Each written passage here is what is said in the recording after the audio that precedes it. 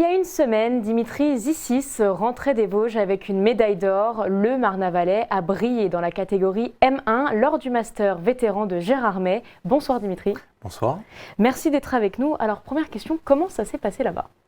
Écoutez, très bien.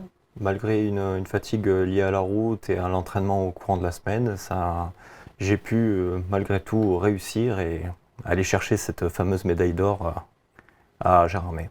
Alors visiblement, vous êtes imposé sans difficulté. Ça veut dire quoi sans difficulté ? On va dire que, comme mon entraîneur a dit, je dominais sur l'intégralité de mes combats. J'ai été à l'aise sur les saisies et sur tout ce qui pouvait suivre au niveau des judogi. Donc les adversaires n'avaient pas réellement le temps de travailler ou d'imposer leur rythme. Alors vous avez mené la danse, on pourrait le dire en quelque sorte. Comment s'est déroulé votre dernier combat qui vous a permis de décrocher l'or finalement ? Alors, le dernier combat s'est très bien passé. C'est un adversaire qui était fort physiquement. Malheureusement, manquait un tout petit peu de technique de par son niveau, mais physiquement était très fort. Et c'est la différence et l'expérience qui ont tout fait en fait, tout simplement. Alors justement, vous parlez d'expérience, on va venir sur ce qui a fait la différence peut-être. Donc d'abord, vous me parlez de technique. Oui. Alors quand vous parlez de technique, c'est parce que vous êtes préparé de A à Z, vous étiez à bloc sur la technique, c'est ça ? C'est ça. Alors je suis un combattant qui évolue majoritairement au sol. Je suis pas forcément très à l'aise debout et j'ai tendance à amener tous mes combats à les finir au sol justement. Et c'est un peu la structure même du club de Marnaval, on est fort au niveau du sol. Donc amener l'adversaire dans ce domaine où nous on est plus à l'aise était une logique.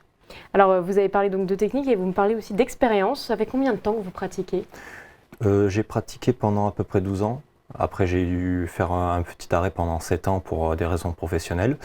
Et là ça fait 2 ans que j'ai repris pour l'obtention de ma ceinture noire et notamment justement essayer de marquer moi aussi le club de Marnaval par éventuellement des championnats de France. Alors justement, vous avez fait la différence, vous avez décroché cet or. Comment vous êtes préparé, si on peut le dégrossir finalement, c'est combien d'entraînements par semaine ? Alors c'est entre 3 et 4 entraînements par semaine de judo, plus à côté des entraînements de préparation physique, type musculation, course à pied pour le cardio.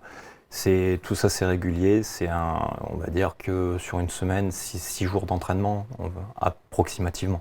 D'accord. Et des choses à côté, vous faites attention peut-être à ce que vous mangez ou des choses... L'alimentation, après, ça dépend de chacun, ça dépend des catégories.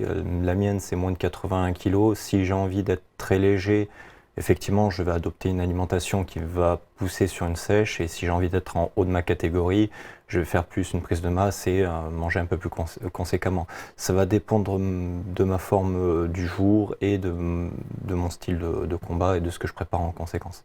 Alors justement, comment vous êtes préparé ? Parce qu'il y a le physique notamment, mais il y a le mental aussi. Comment on se prépare à une compétition comme celle-ci ? Alors ça on va dire c'est un peu naturel. J'ai toujours été de nature très calme, donc me focaliser sur mes combats et ne pas avoir la fièvre de la victoire et on va dire assez naturel. Après bien sûr il y a l'excitation, il y a le fait que quand on gagne un combat on veut toujours montrer qu'on est au-delà. C'est là qu'il faut arriver à se canaliser, mais sinon mentalement je suis de manière générale très calme, donc ça c'est assez facile. Alors Gérardmer, c'était une étape importante pour vous dans votre saison finalement ? C'était un retour ? Pour moi c'était une étape importante par rapport au fait que c'était une première vraie compétition que je reprenais sérieusement. Et en même temps, ça m'a permis de reprendre des revanches avec certains combattants que j'avais déjà rencontrés l'an dernier au Grand Est. Et c'était un challenge. Un challenge que vous avez plutôt bien réussi. Quelle est un peu la suite ? Là, vous êtes de retour.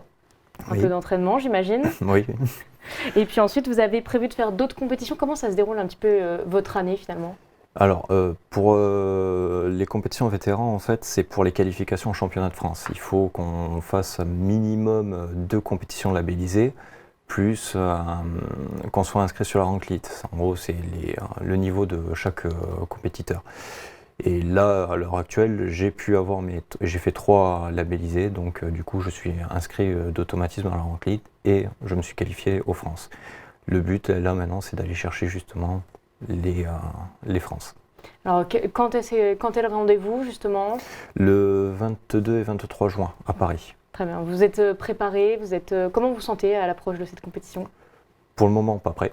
Mais mon entraîneur, Francis Clerget, qui était l'ancien fondateur du club, va m'aider à exploiter au maximum toutes les possibilités et mes capacités pour aller chercher la première place. Justement, qu'est-ce qui, selon vous, est à travailler particulièrement là, ces quelques semaines avant les France? Beaucoup de déplacements et de technicité, rentrer encore plus dans le détail sur les mouvements et sur la mise en place de certaines prises, évoluer et augmenter même mon éventail de techniques. Ben, on va terminer là-dessus. Votre éventail de techniques, merci d'avoir été avec nous ce soir. Merci à vous.